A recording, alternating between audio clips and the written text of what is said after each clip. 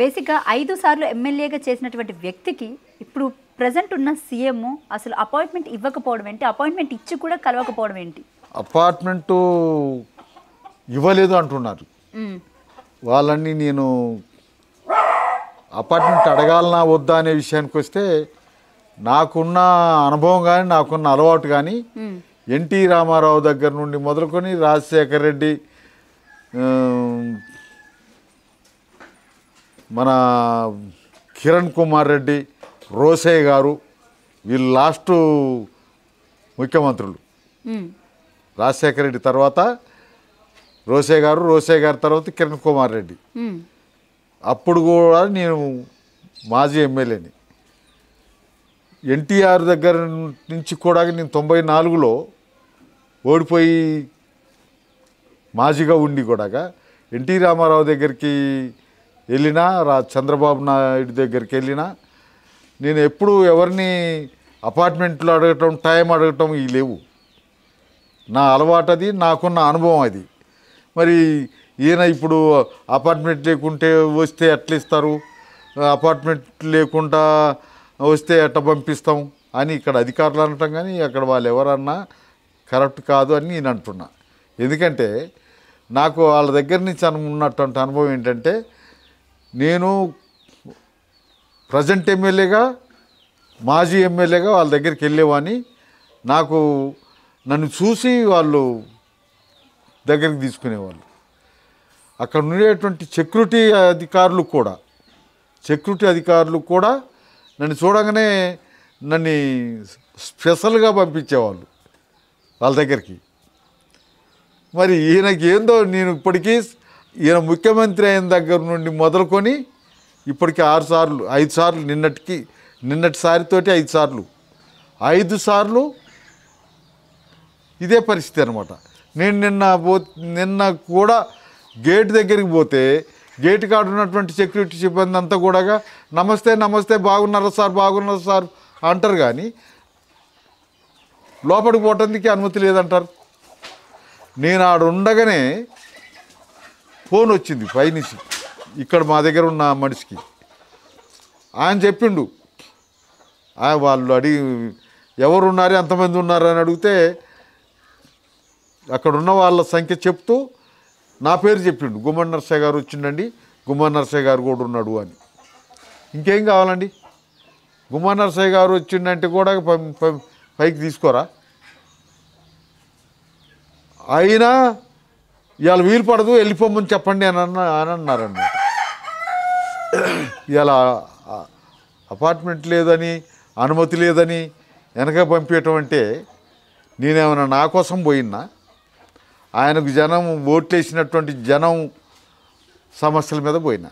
అంటే 5 సార్లు ఇలాగే జరిగిందంటున్నారు. మరి ఇది వరకు ఎందుకు ఈ విషయాన్ని మీరు బయటికి పెద్దగా రానివ్వలేదు? ఇప్పుడు మేము ఇవాళ ఎందుకు అనే దానికి వస్తే, నేను దీన్ని పబ్లిసిటీ చేయలే.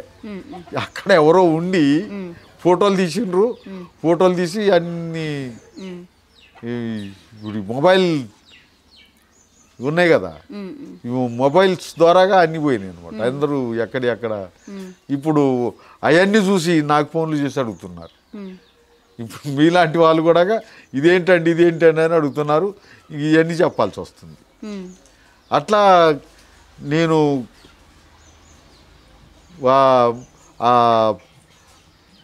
ఫోటోలు మరి ఎవరు ఆడజేరి తీసిండ్రో ఎట్ట తీసిండ్రో తెలియదు. మా వాళ్ళు, మా అమ్మాయి, మా తమ్ముడు కూడా నా దగ్గరుండి ఫోటోలు తీయబోతే తీయనేది. ఇక్కడ సెక్యూరిటీ సిబ్బంది ఫోటోలు తీయనేలే. ఇక్కడ ఉన్నట్టుగా ఫోటోలు తీద్దాం, ఫోటో తీసి ఇది చేద్దామంటే తీయనేలేదు సెక్యూరిటీ సిబ్బంది. మరి ఎవరో యాడుండి తీసిండ్రు ఇవన్నీ పబ్లిసిటీ అయిందనమాట. అట్లా ఇప్పుడు 5 సార్లు కూడా ఎట్లయితే ఎందుకు చేయలేదు, ఇప్పుడు ఎందుకు చేస్తున్నారంటే, అంటే 5 సార్లు కూడా మీరు ఒకటే సమస్య మీద వెళ్ళి రేవంత్ రెడ్డిని కలవాలని ప్రయత్నించారా? బేసిక్ ఇక్కడ సీతారాం ప్రాజెక్ట్ గురించేనా వెళ్ళింది మీరు అక్కడికి? ఒక్కటే కాదు, నా సమస్యలు కొద్దిగావు.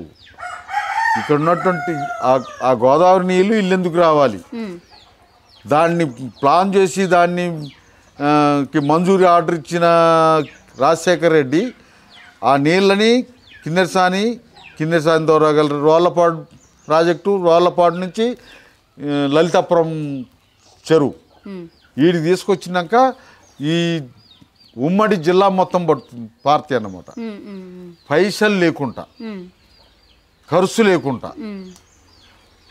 దుమ్ముగూడెం నుంచి కిన్నెరసాని నుంచి రోళ్లపాడు నుంచి వీడికి వచ్చే ఒక్క పైప్ లైన్ తోటే మళ్ళీ వీడికి వచ్చినాక మొత్తం జిల్లా పడతాయి. ఎమ్మెల్యేకి మీరు ఈ విషయాలు ఎప్పుడు కూడా అంటే విన్నవించే ప్రయత్నం చేయలేదా? హరిప్రియకి చెప్పాము, ఇప్పుడు మళ్ళీ కోరంకనకి చెప్పాము, ఇప్పుడు ఉన్నటువంటి మంత్రులకు చెప్పాము. ఇవన్నీ చేస్తూనే ఆయన్ని కలవాలి కదా, ముఖ్యమంత్రిని కలవాలి కదా అని ప్రయత్నం చేస్తున్నాం. ముఖ్యమంత్రిని కలిసేటువంటి అవకాశం దొరకటలేదు. ఈ సీతారామ ప్రాజెక్టు నీళ్ళ విషయం ఒకటేనా? కాదు. సీతారామ ప్రాజెక్టు నీళ్ళు ఇక్కడికి రావాలి ఒకటి, పోడు భూములకు సంబంధించిన పట్టాలు రావాలి. పోడు భూములకి పట్టాలు లేవనే పేరుతోటి ఫారెస్ట్ వాళ్ళు, పోలీసు వాళ్ళు వాళ్ళని ఇంకా ఇబ్బంది పెడుతున్నారు. ఇక్కడున్న ఆదివాసీలు ఆ పోడు భూముల్లోనే సాగు చేసుకుని బ్రతుకుతూ ఉన్నారు. వాళ్ళ పేరు మీద పట్టాల కోసం మీరు ప్రయత్నిస్తున్నారు. అది ఒకటి. అట్లే ఇక్కడ ఈ పోడు భూముల పరిధిలో ఉన్నటువంటి ముత్యాలమ్మ వాగు, ముర్రేడు, కిన్నెరసాని, మల్లన్న వాగు, అల్లేరు, పాకాలేరు అనేటువంటి పెద్ద పెద్ద ఏర్లు ఉన్నాయి. పెద్ద పెద్ద వాగులు. వర్షం పట్టిందంటే వర్షంలో ఆ నీళ్ళు మొత్తం పోయి గోదావరిలో వెళ్తాయి. ఈ అల్లేరు, పాకాలేరు నీళ్ళేమో కృష్ణాకి పోతాయి.